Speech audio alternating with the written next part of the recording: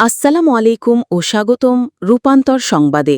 আমি তাবাসসুম তাহিয়া আজ আপনাদের সামনে তুলে ধরব ভারতে পাশবিক নির্যাতনের শিকার এক শিশুর করুণ কাহিনী।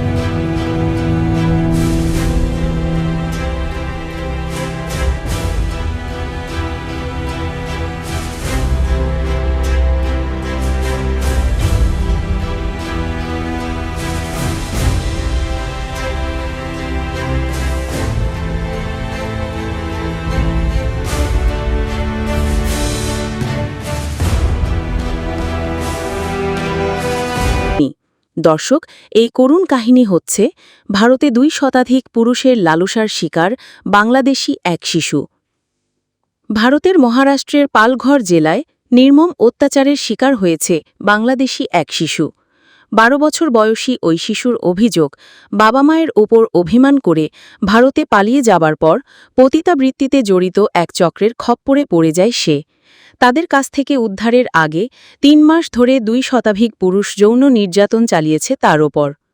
সোমবার ১১ই আগস্ট এক প্রতিবেদনে এ তথ্য জানিয়েছে ভারতীয় সংবাদ মাধ্যম টাইমস অফ ইন্ডিয়া।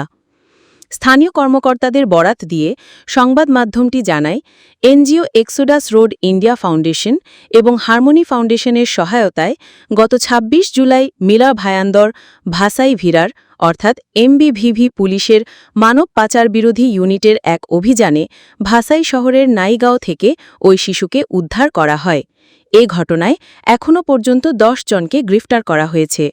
হারমোনি ফাউন্ডেশনের প্রতিষ্ঠাতা সভাপতি আব্রাহাম মাথাই বলেন, ১২ বছর বয়সী মেয়েটি জানিয়েছে যে তাকে প্রথমে গুজরাটের নদিয়াদে নিয়ে যাওয়া হয়। সেখানে ৩ মাস ধরে ২ শতাধিক পুরুষ তাকে যৌন নির্যাতন চালিয়েছে। মেয়েটি তার কৈশোরও দেখেনি, কিন্তু তার শৈশব কেড়ে নিয়েছে এই ধরনের নৃশংস ব্যক্তিরা।